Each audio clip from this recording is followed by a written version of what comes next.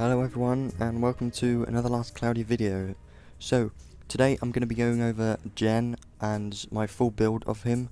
So yeah, let's go over it now. I'm going to go over all of his skills, the recommended arcs, and also his equipment. So yeah, let's go over him now. I've basically got him fully built. I just need one more level on him and then he's basically done. I've got him to 8-4 SC and 6 awakening, so yeah. Let's go over his skills first. So yeah, his skills he's got on him already. He's going to be a great debuffer unit. Super bad chemical, those two skills, they're great for debuffs. And extremely bad chemical is kind of like a better version of weakness. Weakness reduces everyone's attribute resistance by 20, but this one reduces it by 35, which is 15 more than weakness, which is kind of amazing. So yeah, that's the main reason why this unit's so good, because there's some magic here, but he's also got some other great skills. So he's also got glass record. So glass record, you can spam this with the build I've got. We'll go over that a bit later. But yeah, magic he's got on here, I don't think you're going to need to equip any more magic than this, because these four are pretty great skills. So yeah, I've got HP up max and HP plus 2 because I personally think he's mostly going to be used as a debuffer unit and a support unit. So we want him to survive as long as possible. So yeah, HP up max and HP plus 2 is going to be really useful for keeping him alive. I've also put all the attack ups apart from attack up 4. I don't have that because I think he's mostly going to be a physical attacker, because all of his front attacks are going to be attacks from behind, which means he's going to have quite a huge damage increase. So yeah, he's going to be great physical attackers, and his physical attacks can have a chance to make enemy buffs into debuffs, which is amazing. So yeah, he's going to be a great physical attacker. He does quite a bit of damage. We'll go over that once we've gone through all of his skills and stuff. So defense up max and magic defense up max, I'll put these two on because they're also great for survivability. He's going to last a lot longer with these two here. Yes, it's 6 SC each, but I feel like these two are quite useful for keeping him alive. Especially on the harder stages, the bosses do a lot of damage. These are going to be great. I didn't put them all on because I kind of wanted the SC for other skills. So he's got critical up 2 and 3 on him already with Proud Force, which is great because that's why I put on pretty much every unit, because it's a lot of healing there.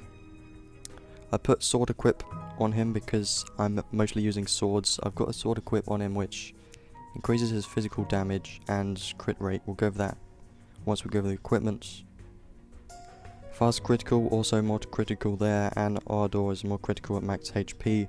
Gonna mean he's gonna do a lot of critical hits, which means that he's gonna get a lot of healing from the critical hits there. Spirit Breath is also great. Recover SCT when HP regenerates. He's got a skill on here which has a random chance it randomly regenerates HP and MP, which is pretty good. So Spirit Breath is great here, more SCT is always nice. So you can see these skills here he's got on him already. Surprise attack, backstab and reverse cross is all to do with attacks from behind, whereas trait makes all attacks from behind, which is amazing, so he's going to do a lot of damage there. Dual wield, obviously he's a physical attacker, so you want dual wield on him. Even though it's a lot of SC, it's going to double the amount of hits you do. Sword boost and high boost, I put this on him because even though it's a lot of SC, it increases his damage by 40% total, which is kind of huge. And yes, you could probably, if you wanted to, focus more on survivability, add up more magic skills and stuff like magic defense up and defense up if you wanted to, but I personally think he's great as a debuffer and also physical attacker. So yeah, that's why I put these two on him, because it's going to do quite a lot of damage with physical attacks. He doesn't have a lot of... He doesn't have any damage cap ups, so keep that in mind, but he's still going to do crazy damage. So stock skill 1, I've got this on him because his skill 1 can only store 3, I'm pretty sure. With this, it can make it store 4. If you're spamming glass record like me, then you're going to need this, which means you're going to be able to hold 4 of them, which is great. Sharp Eye is also huge, going to make him do 50% more damage. Now this guy, he has so much MP that you don't really need to worry about it, so Sharp Eyes is very must have on him if you want him to be a physical attacker, do a lot of damage. And yeah, this skill here occasionally recover HP and MP. Pretty sure that stacks with the Spirit Breath that I showed up. You going to be really useful for that. And yeah, those are all the skills I put on him. This is an 84 SC build, by the way, so yeah. Most people, if you've got Gen, then yes, you can have him at 84 SC because of the 2 prisms in the shop. So yeah, that's all of his skills. Now let's go over his equipments. So you can see here, I've got the Kingdom of Science flag, which is from the Light of Science arc from this collab. If you have it, you must use it. I've been testing out a few builds and stuff. This staff here, higher the magical power, more powerful the physical attacks will be. I removed this staff and it did like 2,000 less damage per hit, and it did 2,000 more with this equipped. So I tried using a different sword. It did a lot less than this staff. So this staff is pretty damn useful for quite a lot of damage because he has decent amount of ints. Even though you're not going to be using magic, there's still quite a lot of damage increase from this staff here. Also gives MP, ints and small mind there, which is great. So yeah, amazing staff, especially for him. Now this sword, this one is from Arena. If you got it, then great, use it, because physical attack damage plus 12% and critical rate 3%. The critical rate is going to mean he's going to be healing a lot more with the crits, and the physical attack damage is also great. So yeah, very good sword there. And Rad Moonstone. Now, this is the interesting bit. I put this on because it's casting speed plus 20%. Now you're thinking, why put that on him when he's got no magic? Well, Glass Record, this does count for Glass Record, and his Glass Record is usually very slow if you don't have any casting speeds up at all. So having this on him is going to be very huge, because if you want to spam Glass Record and make your whole team have a lot of SCT, then I feel like this is a must-have. If you don't care about Glass Record, then don't worry about this, but I feel like this is still a great option to have on him. Now this accessory is his paid accessory. I personally like it. You get aura effect all the time. I think he's got that on him already though. Physical and magical critical attack damage cap plus 1000, so yeah. Plus 1000 damage cap mostly for physical attacks. I think it's only critical attacks though, but that's kind of why I got his builds a lot of critical rate ups, because that's going to benefit him, that plus 1000 damage cap, so yeah. Also some nice stats.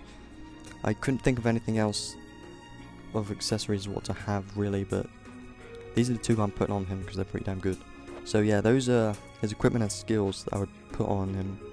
So yeah, let's go over the arcs now. Now I've thought about this. Yes, you could, let's say, you could add something like this, which increases his skill damage, right? You could do that, but I feel like the better option is, he's still a debuffer as his main use, right? So you want him to have a lot of survivability. You could put this on him if you wanted to. Now, here's something else interesting. If you have this arc, you could equip on him, because chance of receiving critical physical attacks greatly reduced, not a big deal. Casting time of science spells is reduced, and the MP consumption -2, which means the Glass Record is going to benefit from that. It's going to cast faster, and it's going to take -2 MP, and restores all allies HP when using magic. This arc is pretty great, but I personally think the best arc to use on him is definitely this one, which most people should have, because this is from an event that we had, Valentine's event, I'm pretty sure. The healing magic casting speed is plus 30%. Now this, I'm pretty sure, is a little bit faster than the Light of Science straight attributes.